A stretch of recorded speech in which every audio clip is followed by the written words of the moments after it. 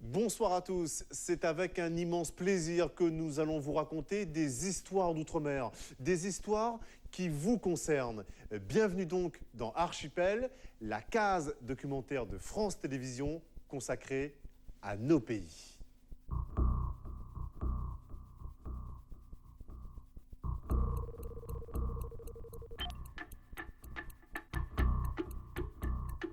Ce soir, nous allons vous raconter l'histoire de l'Union des Comores, un archipel de l'océan Indien longtemps marqué par la colonisation française. Et le symbole de cette emprise, ce fut à l'époque la société Bambao. Elle a dominé pendant un demi-siècle la vie économique et sociale. En quelques décennies, elle a réussi à mettre la main sur l'ensemble des domaines coloniaux, mais sans que cela ne profite réellement à la population. Voici Bambao, Reine des Comores, un documentaire de Denis Butner.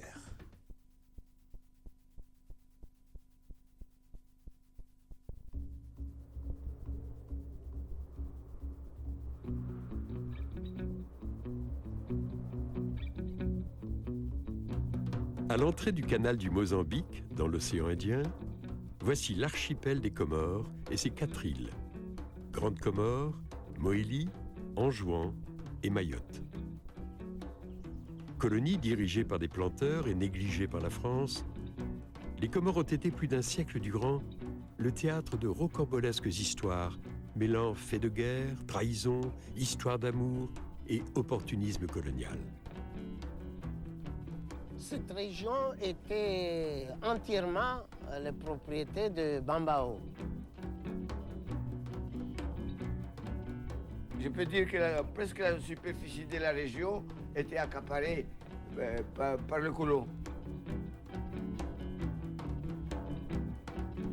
La société coloniale Bambao était la plus puissante, à mon avis, jusqu'en 1960.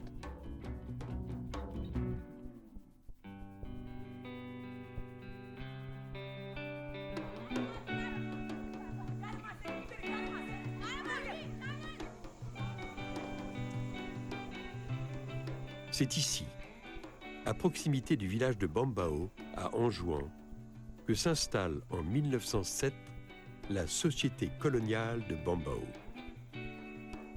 Si ces bâtiments vétustes ne donnent à voir aujourd'hui que l'effondrement de son empire, la société a incarné jusqu'à l'indépendance la toute-puissance coloniale. Le domaine de Bambao, l'ancien domaine du sultan Abdallah d'Anjouan, a été racheté par un parfumeur de grâce, M. Chiris, qui voulait y faire des plantes à parfum. C'était jusqu'à la Deuxième Guerre mondiale une entreprise pratiquement à monopole.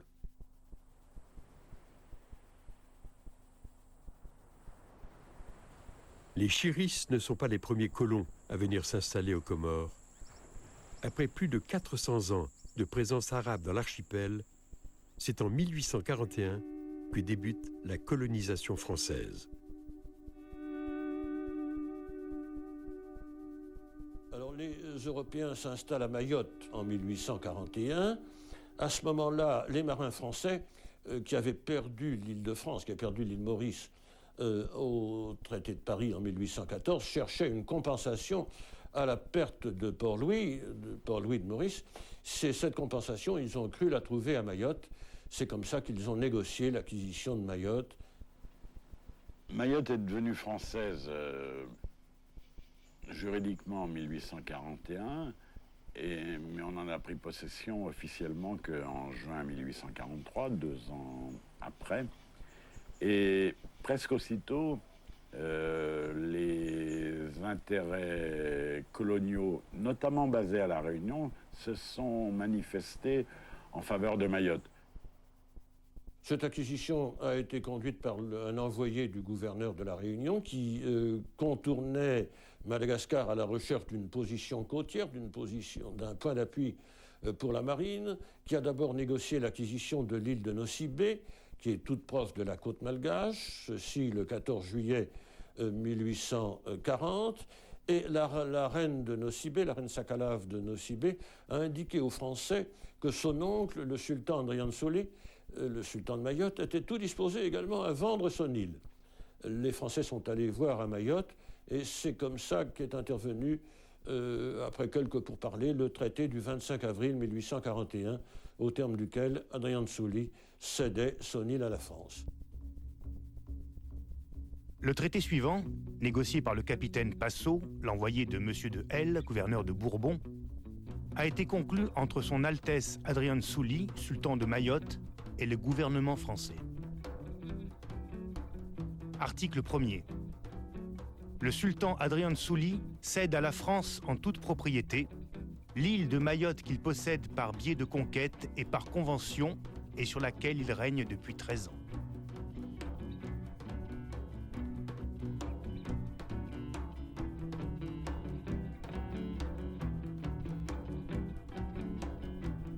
À cette époque, les Comores deviennent un enjeu stratégique pour les puissances coloniales en présence.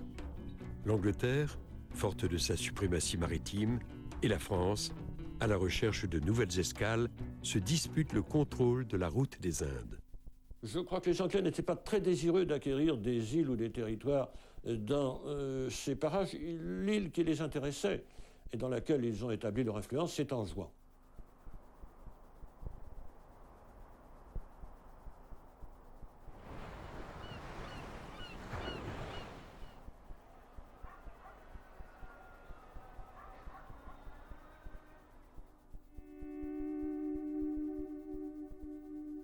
Accueilli par le sultan Salim II en 1847, William Sunley, un jeune aventurier de 26 ans, est nommé consul d'Angleterre à Anjouan en 1850. Il ne tarde pas à devenir l'une des figures majeures des colons planteurs de l'archipel des Comores.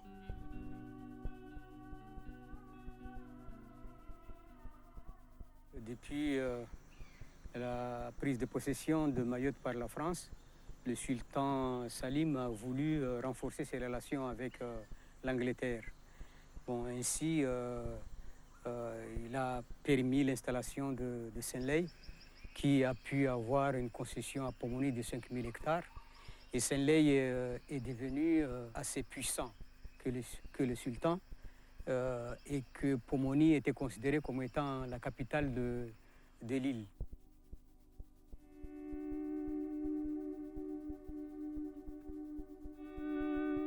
À la mort de Salim II, en 1855, son fils, Abdallah III, lui succède.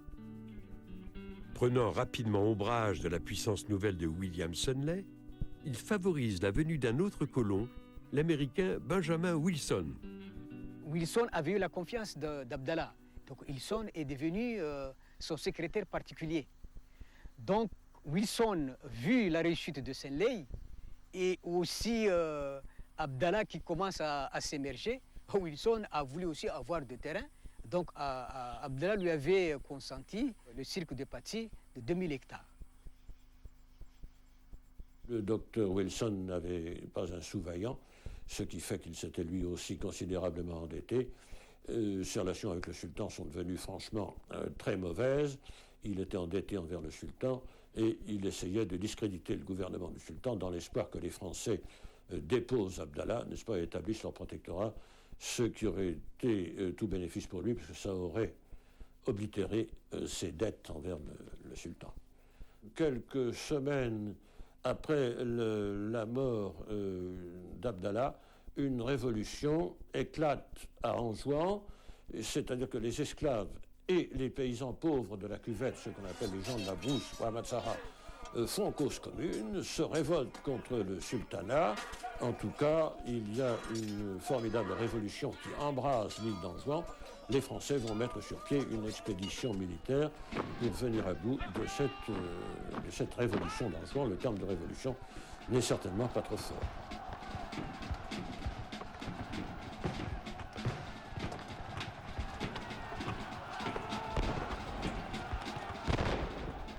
Ils ont installé comme sultan le vieux prince Saïd Omar el-Masselah, qui vivait à Mayotte et qui était un client de longue date des Français. C'était un vieil homme, il a régné pendant environ 1 an, est mort l'année suivante, donc il a été remplacé par son fils Saïd Mohamed, qui n'a été qu'un figurant au service des Français.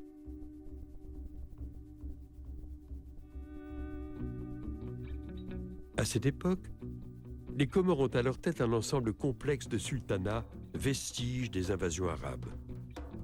Chaque île est dirigée par un, voire plusieurs sultans locaux, faisant de l'archipel une zone divisée et vulnérable. À Mohéli, le pouvoir est aux mains de la reine Djoumbé Fatima.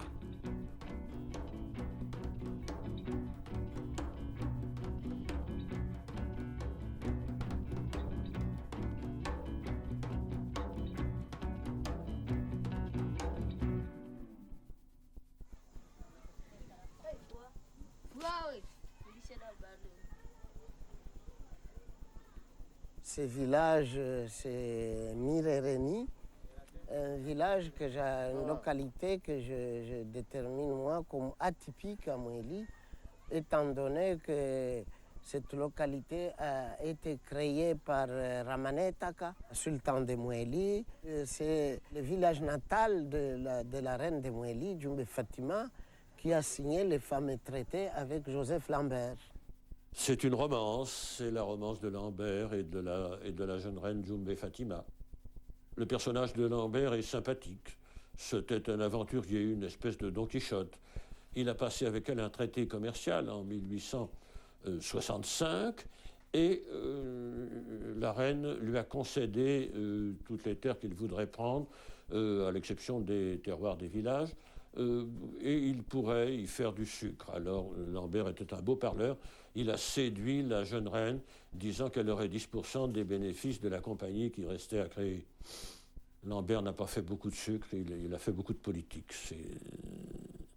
Moi, ce que je pense surtout, c'est que la reine Fatima, même si elle était un peu instruite en français, elle ne maîtrisait pas la langue de Molière et qu'elle a été un peu roulé, entre guillemets, par cet aventurier qui l'a berné, qu'il va civiliser les Mohéliens, qui va donner un essor économique sans précédent et que le sultanat va être riche et la sultane aussi aura beaucoup d'argent.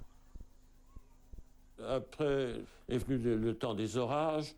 La jeune reine s'est aperçue qu'elle avait été plus ou moins bernée. Je ne dis pas bernée d'ailleurs, parce que Lambert croyait probablement à ses promesses, même s'il était seul à y croire. C'est la rupture. Elle essaie de dénoncer le traité avec Lambert, en abdiquant en faveur de son fils, mais les Français n'admettent pas cette rupture, si bien qu'en 1867, deux navires de guerre viennent bombarder la petite ville de Fondoigny, qui est la capitale de Mohéli. Les Mohéliens voient un colon qui a roulé les reines et qui a causé l'expropriation de cette population insulaire de leur terre. C'est ça comment on juge, comment on considère Lambert à Mohéli.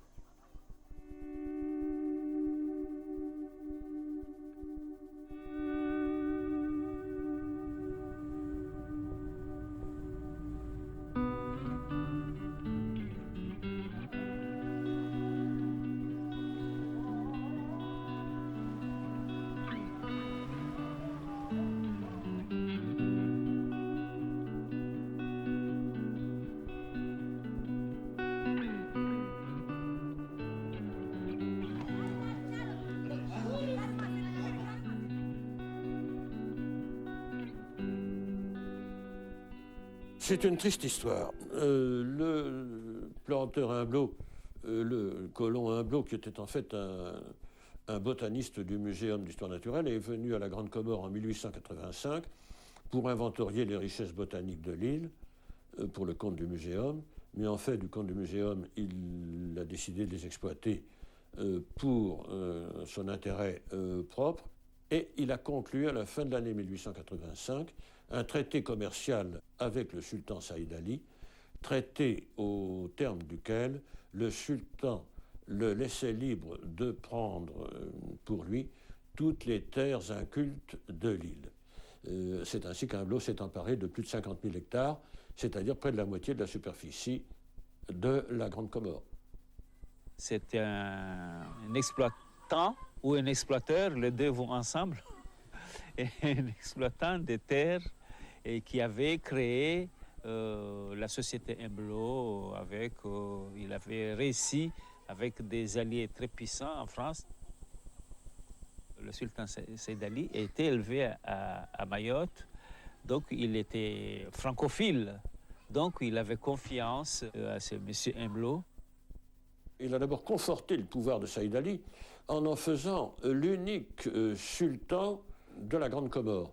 Et une fois que Saïd Ali est devenu le maître de la Grande Comore, eh bien, Humblo n'a plus qu'une idée, c'est se défaire de lui.